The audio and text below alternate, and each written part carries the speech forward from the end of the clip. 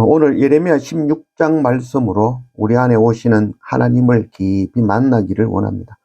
1절 여호와의 말씀이 또 내게 임하여 이르시되 너는 이 땅에서 아내를 맞이하지 말며 자녀를 두지 말지니라. 이곳에서 낳은 자녀와 이 땅에서 그들을 해산한 어머니와 그들을 낳은 아버지에 대하여 여호와께서 이와 같이 말씀하시오니 그들은 독한 병으로 죽어도 아무도 슬퍼하지 않을 것이며 묻어주지 않아 지면의 분토와 같을 것이며 칼과 기근에 망하고 그 시체는 공중의 새와 땅의 짐승의 밥이 되리라. 결혼하지 말고 혼자 살아라. 하나님께서 예레미야에게 시키신 그런 상징 행위이죠. 그래서 또 하나님께서는 호세아 선지자에게는 이 바알의 그 신전 창기와 결혼하여서 음란의 자식을 낳아라라고 명령하기도 하셨죠. 그래서 이런 상징 행위로 사람들에게 하나님께서 말씀하시는 것은 하나님의 말씀을 더 확실하게 전하게 하려 하심이 목적이죠. 사람들이 예레미야에게 물어보겠죠. 너는 왜 결혼도 안 하고 자녀도 낳지 않고 그래 사냐라고 물으면 이 땅이 멸망하고 독한 병으로 죽거나 먹을 것이 없어 굶어 죽거나 적들의 칼에 의해서 죽을 것이다.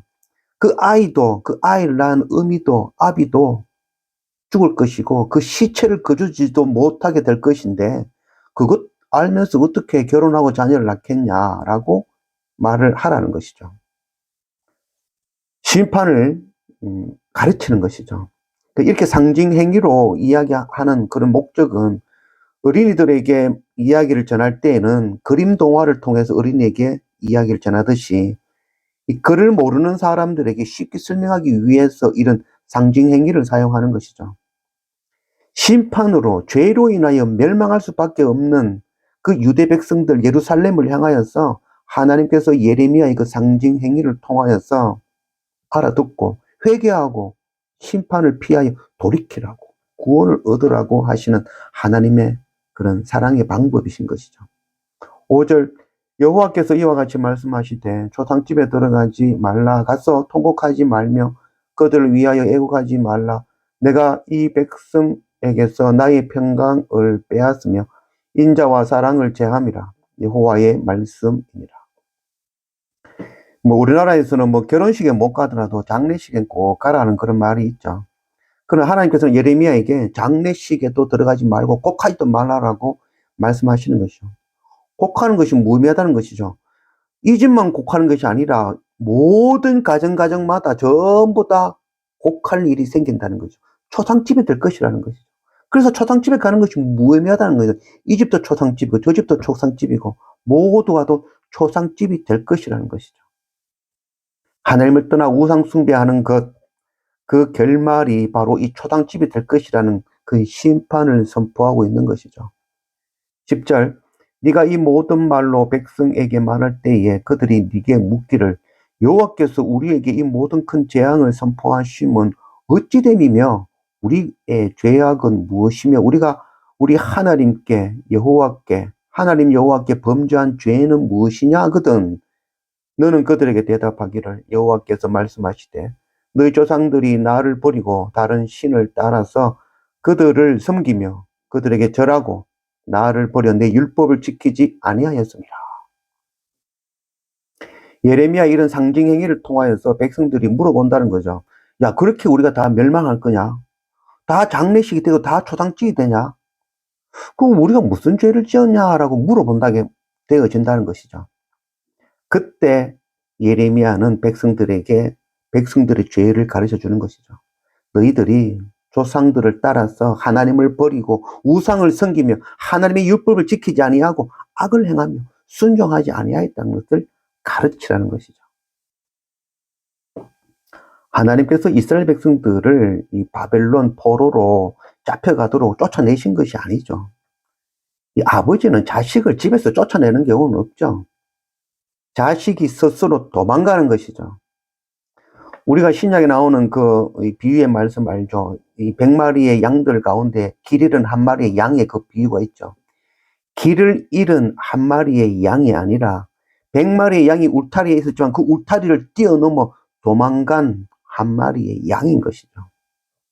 창세기 4장 15절 여호와께서 그에게 이르시되 그렇지 아니하다. 가인을 죽이는 자는 벌을 7배나 받으리라 하시고 가인에게 표를 주사 그를 만나는 모든 사람에게서 죽임을 면하게 하시니라. 가인이 여호와 앞을 떠나서 에덴 동쪽 놋 땅에 거주하더니.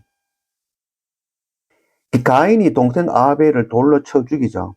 그로 인해서 하나님께서 찾아오시죠.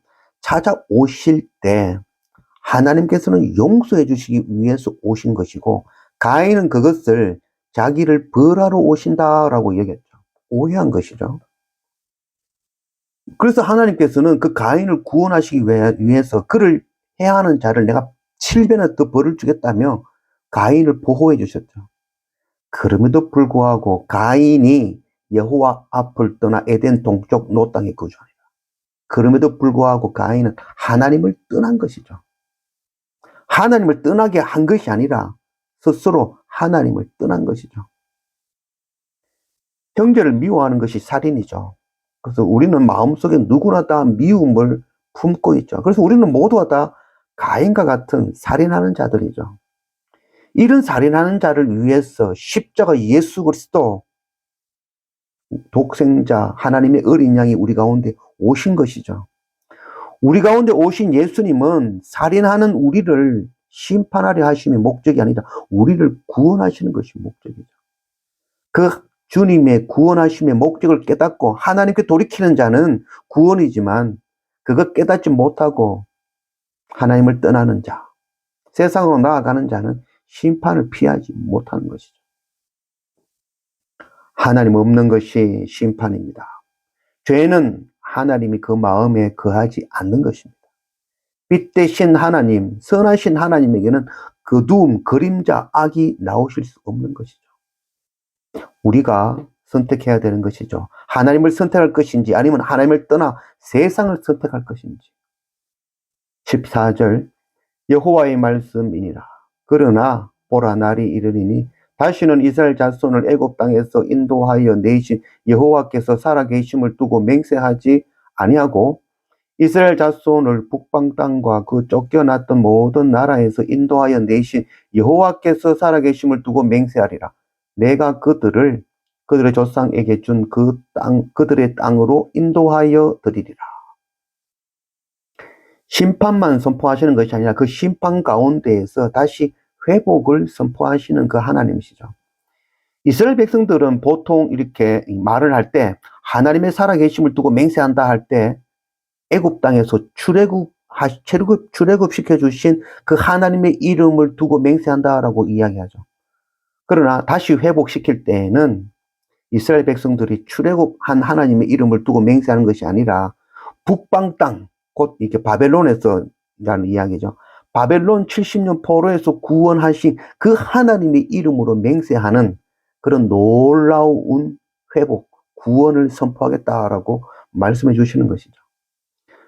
그래서 예루살렘은 결국 바벨론에서 멸망하고 이 70년간 포로 생활을 하고 하나님께서 다시 그들을 예루살렘으로 회복시켜 주신 것이죠. 그 이후로는 출애굽의 이야기로 맹세하는 것이 아니라 바로 바벨론 포로에서 구원하신 하나님의 이름으로 맹세하게 되어진다는 것이죠. 그만큼 놀라운 일로 너희를 다시 회복시켜 주겠다라고 말씀하시는 것이죠. 심판의 목적은 죽이는 것이 아니라 살리는 것이 목적이죠. 재판하는 목적은 진실을 가려서 선한 사람을 구원하는 것이 목적이죠. 경찰은 악한 사람을 잡는 것이 목적이 아니라 선한 서민을 악으로부터 지키는 것이 목적이죠. 서민을 보호하기 위해서 악한 자를 잡는 것이죠. 유다 백성들이 포로로 잡혀가고 고난을 당하며 종이 되는 그것은 열방의 제사장 나라로 온전히 세우려 하시는 하나님의 목적인 것이죠. 추수의 목적은 쭉정이를 불태우기 위함이 아니라 알곡을 거두어 곡간에 들이기 위함이 바로 추수의 목적인 것이죠. 우리가 이 고난과 시험의 그 추수를 통하여 알곡으로 남는 그런 우리 모두가 되기를 원합니다.